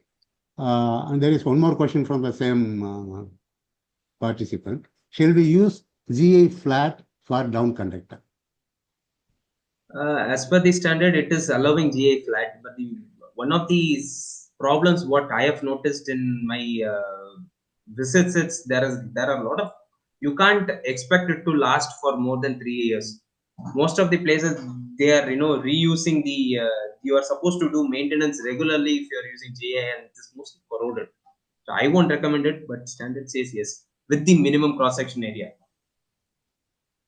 Okay, thank you. Because galvanizing is not done Properly. in a good manner, properly in most Yes, of sir. the Yes, sir. That is also true.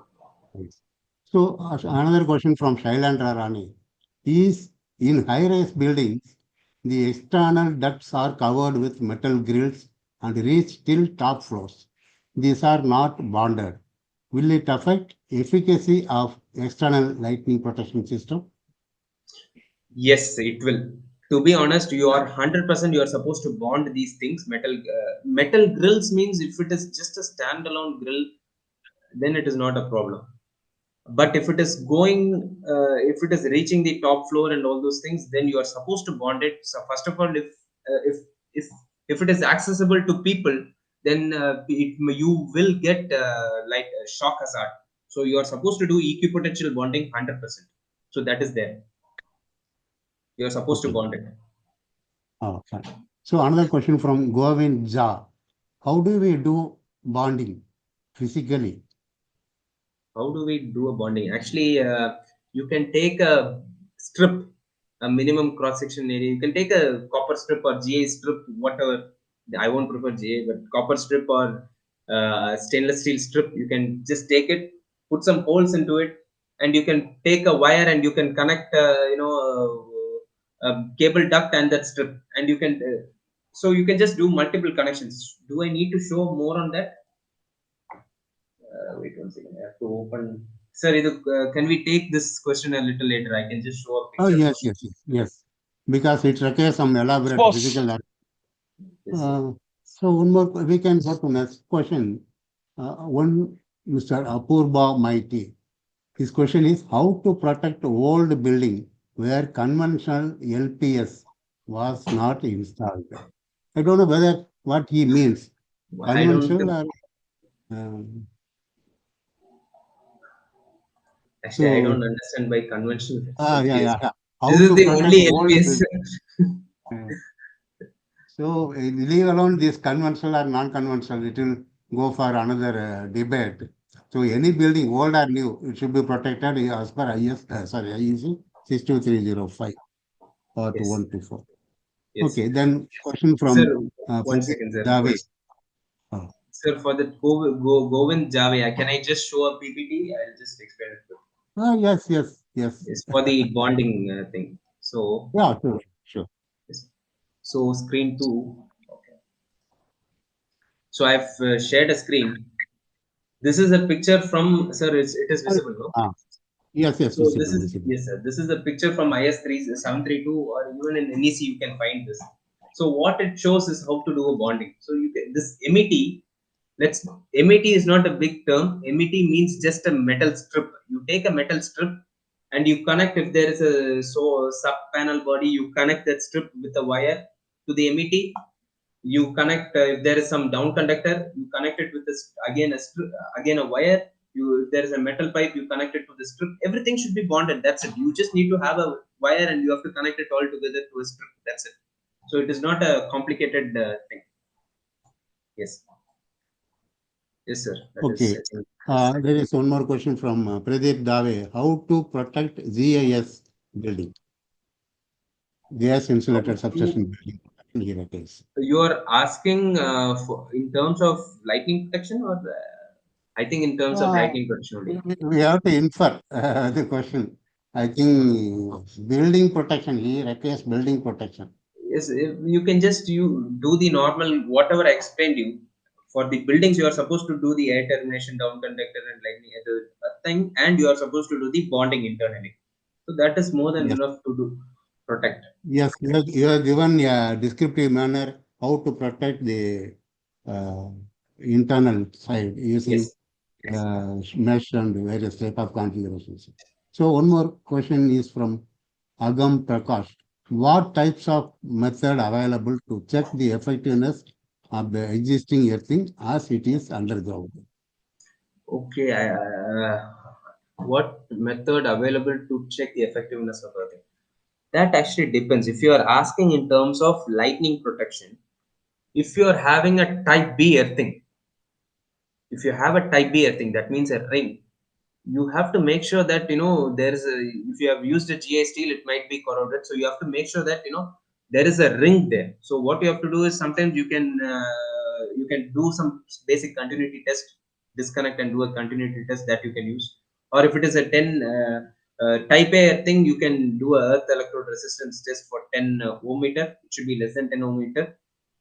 Or if you can't do all those things, then what I would actually suggest is, in the standard they have included a new testing concept called high impulse testing. So it is actually a testing of very high impulse. Very high impulse, they'll actually be they'll be connecting to the building and they'll connect it to the soil. So they'll put a high impulse to the building and they'll check how much ohms, how much impedance, not resistive ohms, how much impedance the uh, earthing is. So you can use that thing also, impedance test, high impedance test, impulse impedance. Sorry. Uh, okay, okay. So I would like to supplement your reply. Actually, the efficacy of earthing bonding, that is, it requires a specific device, instrument, a four-terminal instrument, where voltage is injected and current is measured. So this four-terminal instrument is suggested for such measurement. There are figure in NEC also. You can refer. So ultimately, what it says is it should not exceed zero point 0.2 ohm.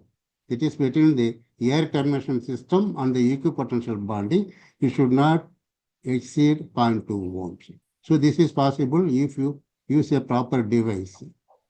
So this is the thing you have to check. This is nothing but a continuity test Yes. prescribed in the verification for not only for the internal electrical wiring, it's applicable for the external as well as lightning protection bonding system also. It covers functional and eco-protection bonding efficacy. So another question is from Mr. Balu.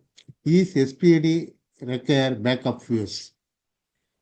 Yes, you are supposed to use with backup fuse because in there is a huge probability of SPD failing in case of over voltage. And the problem with SPD is, if you have failed due to over voltage, then it will create a short circuit. And in case if the upstream MCB or MCCB, whatever the protected device is, in case it doesn't disconnect, then you will face with a huge serious problem. So you are supposed to use with backup fuse. It is better you use with backup fuse because it provides one more better reason is, in the standard, in the PPT I have given another explanation on 0.5 meter lead length. This will help you very much immensely on that 0.5 meter lead length also. Yes, sir. Okay. So one question from Amirdlal Nambiar from Kerala State Leader. So what is the one second. Once you do all this, what is the Hmm. verification procedure? What are the limiting values? Okay, that is actually a very good questions, because see, we are actually looking this for electronic things. The standard actually they have not given a value to say that it should be less than this or less than this. What the standard is saying is, if you really want to do a good protection for electronics, you are supposed to do simulations for it. Without simulations, it is not possible. They have given some basic calculations. I can show that part. One second. Okay, here it is. So if you, one second, sir, I'll just share the screen a little bit. Oh, yes. So yeah, so you can see the screen. If you take the standard annexure A, you go to annexure A. Yeah. So go to annexure A. they will actually be giving these values, rated impulse of the equipments they will be giving. But to actually verify it, in the design stage, you are actually supposed to do a lot of simulations. For example, they have given a lot of calculations here how you are supposed to check the correct values of it. I can actually do a PPT on it, but I thought it will be too much to explain in this PPT. So there are a lot of calculations they have told, which you are supposed to consider if you want to do a good system. And how do you, what is the next question? I think this is verification procedure. They have actually Mm. not discussed in the standard, to be honest. Verification procedure for part 4. You can use some EMI.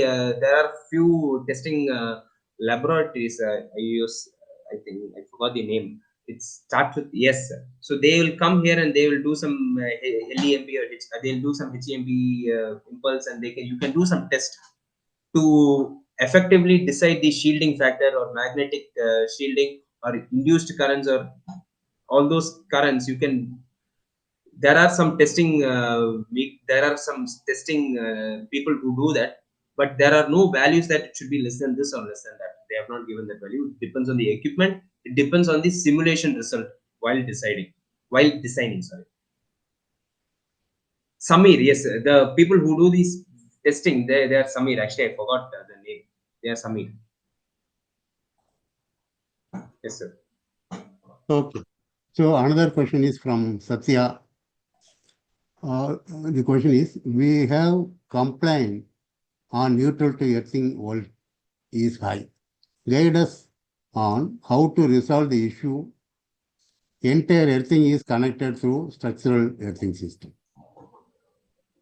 Okay, actually, I would actually argue on this. The neutral to, if you have a normal equipment, a class one or class two equipment, if you have a normal equipment, neutral to earth voltage, it can also be 230 volt also. It is not a problem. So the where this is a problem is neutral to earth voltage. Where this will be a problem is only on equipments where they have something called a functional alert. And this is actually a problem with respect to functional alert. Not if you have a motor or if you have some equipments or if you have some lights or all those things, neutral to earth voltage, it doesn't really matter. What it matters is where the equipments for functional earth is present, and in those areas also neutral to earth voltage doesn't matter. What it matters is if you have a what type of bonding networks you're using. So that is where this actually matters. Neutral to high voltage, neutral to voltage is not a problem. And one more thing, it depends on what type of system or thing also you're following. So if you have a TNS system, neutral to earth voltage won't be much high, but and it is not a big problem also. It is not a problem. Apav sir can give a better answer for this. Yes, yes, yes. If Satya, she is an active, she has brought in so many people to this webinar. So what I can say is, there's a specific standard IEC 61200, where how the functional earthing, how the earthings downstream of an UPS are to be made to avoid any noise earthing. So once you follow these configurations prescribed in IEC 61200, simply saying, for example, if there is an isolation transformer after the EPS, then you can derive the TNS from there itself. So this is referencing of the sensitive devices. They have their own referencing at the chassis. So we prescribe functional earthing. So it's a different subject here. But it is an important thing that we have already dealt with in our YouTube channel. You can see. So the important thing is neutral to earth referencing is more important than measuring the voltage. Because if you have IT system, medical IT equipments are there where the neutral to it is unearthed system.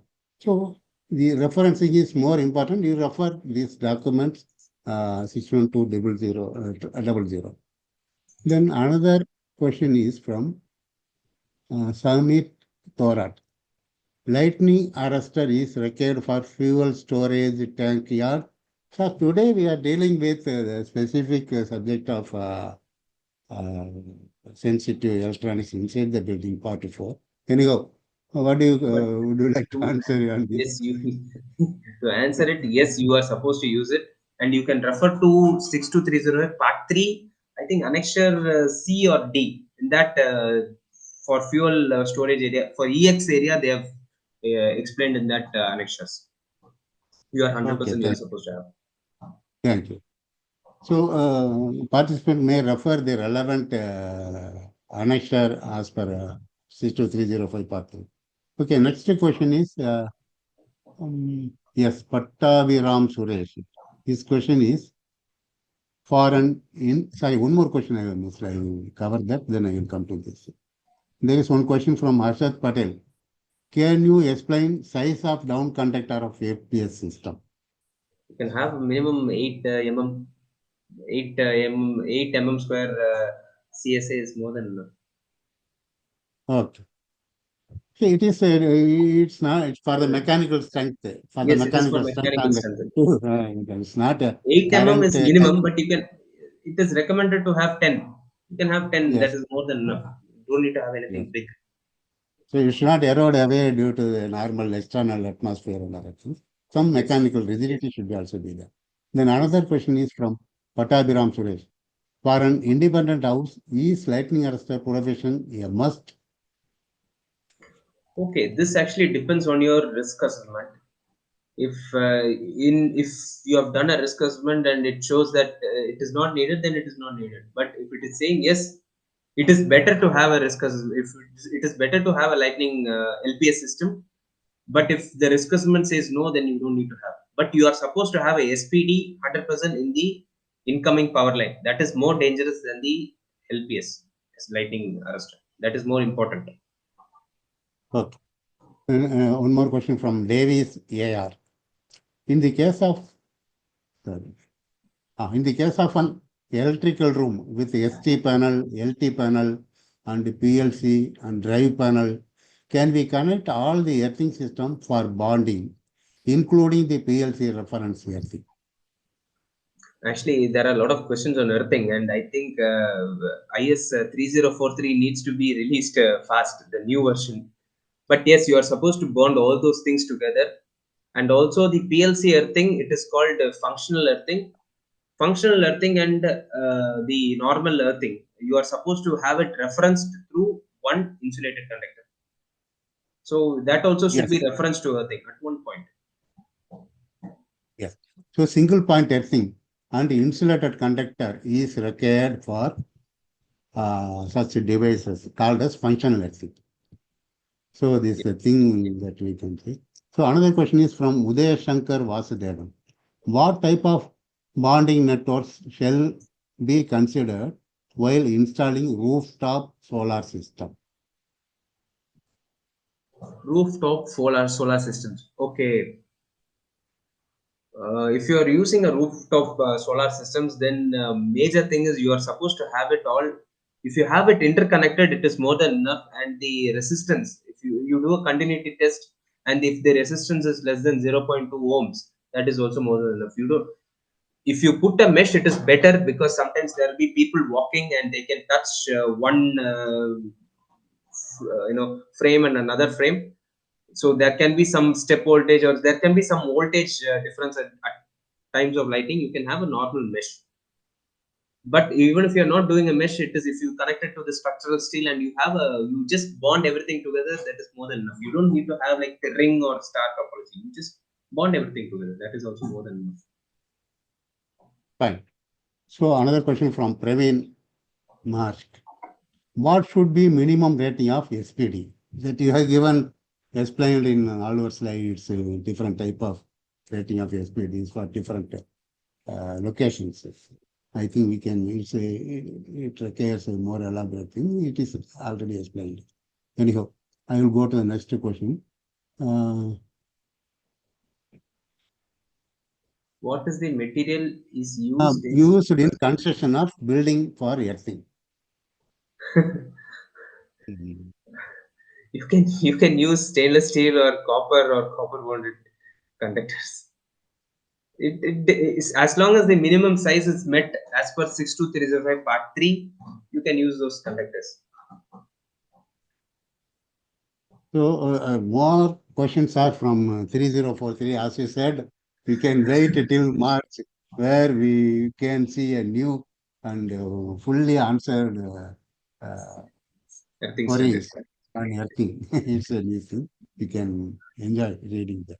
So another question from Ved Prakash. Ved Prakash.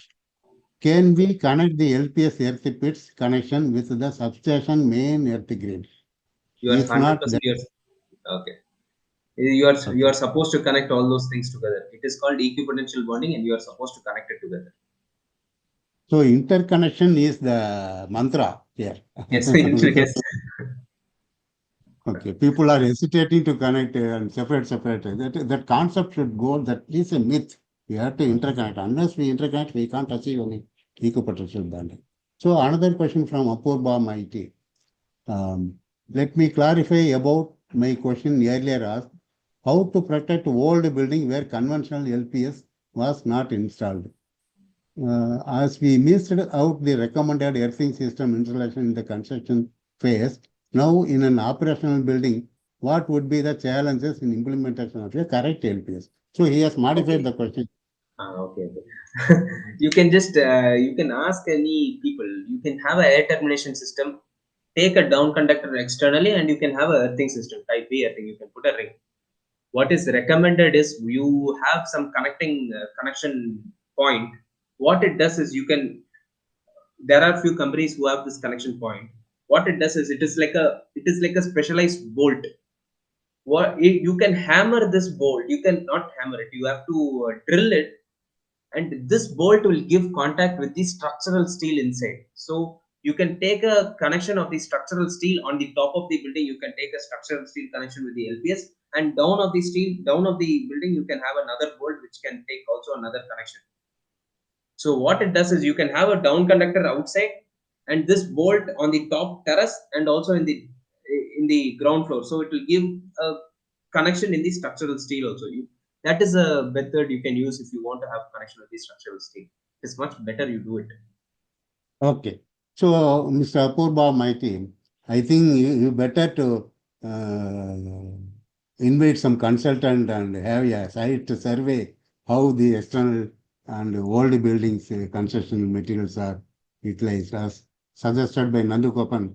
An easy solution has been given. However, it's better to investigate the size and risk assessment, everything of the building, and go for mitigation. Then Yes. question from Ajit VS. Is any maximum limit for earth pit resistance for lightning arrestor? If yes, why? They have given a maximum resistance of 10 ohms for type A earthing. But in case if you are not using a type A earthing is not recommended in NBC and in part 4 of the standard. If you are using a ring or mesh, if you are using a ring or a mesh, then you don't need. There is no minimum maximum limit at all. You just put a mesh. You just need to make sure that that's a proper mesh. That is all it matters. Okay. Actually, this is the question raised by earth resistance value is one of the questions raised everywhere. However, there is a class in IEC regarding value that is applicable for type A. But type B is the recommended thing, is the most adapted thing for building, where it will serve not only lightning protection, it will serve so many other safety aspects also.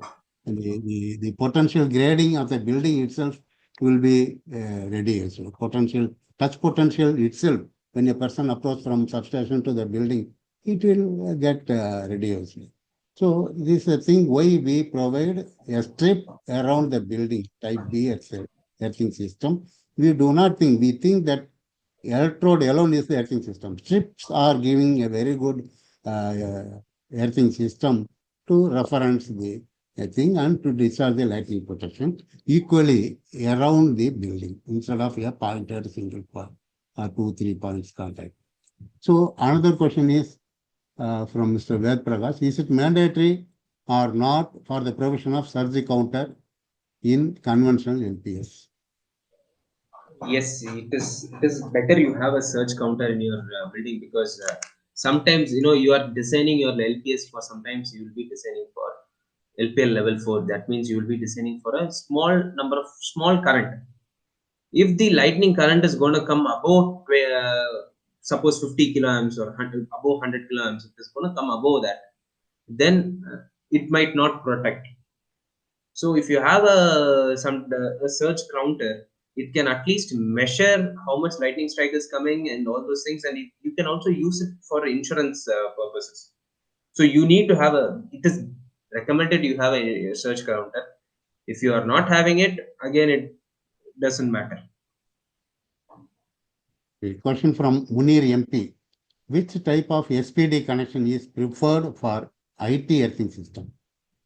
Okay, that is actually a quite you can refer to the manufacturer. There are few manufacturers who have this system. Most of the SPDs they put TN or TT system, but IT systems also you'll be using isolation transformer, and then only you'll be using this medical equipment. So you sometimes you might need a SPD, but if you have a huge if it is limited to one small area, you might not need an SPD.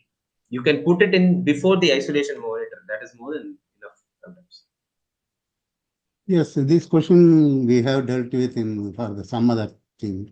In medical IT system, it's IT system, we can call it as a medical IT system, for which measures are there by providing extraneous conductive parts with the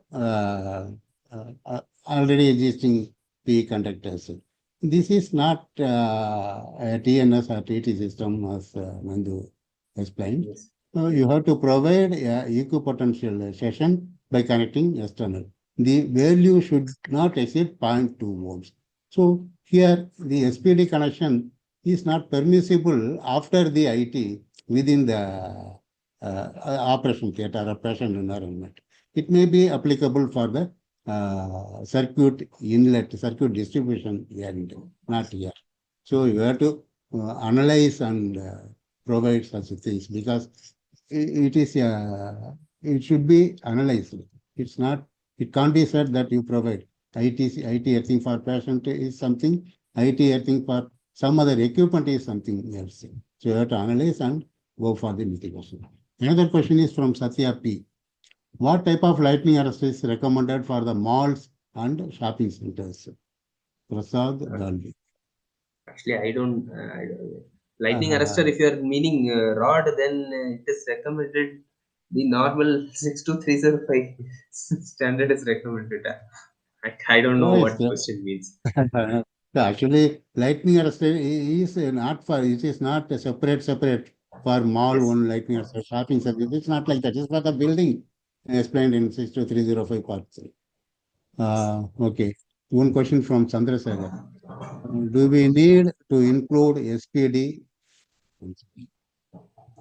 SPD in all power distribution panels if that is placed under Z2, Z3, zone 2 or zone 3? Oh, okay.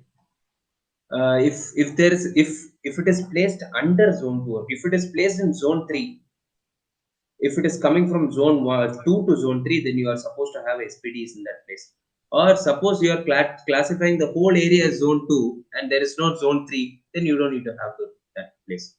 But if it is coming from zone 2 to zone 3 and there is a panel for all these power distribution, then you are supposed to have SPDs. So another question from Vijay Gupta. How to do earthing in residential quarters of variable heights? It purely earthing matter. You can ask a Vijay, consultant, he will do it. what's that? Okay. Then Praveen asked another question.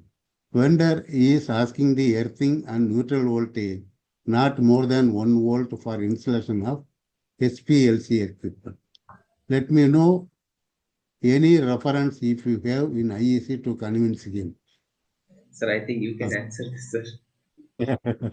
And You we can, answered it. Mr. Praveen Mask, you can say there is no IEC which prescribes limitation of neutral to earth water. Is it right? Can we say this, Nandu? Yes, There is yes, no sir. IEC. Yes, sir. Actually, what you can ask is if the equipment, if whatever HPLC equipment it is there, you can ask what standard it is as per. It will be as per 100% IEC standard. You refer the standard. There itself, they will not be giving this requirement at all. It is more than enough. So in simply what we can say is referencing. Again, we are coming to the referencing. Referencing, once the referencing goes out, then these problems will arise, not the voltage.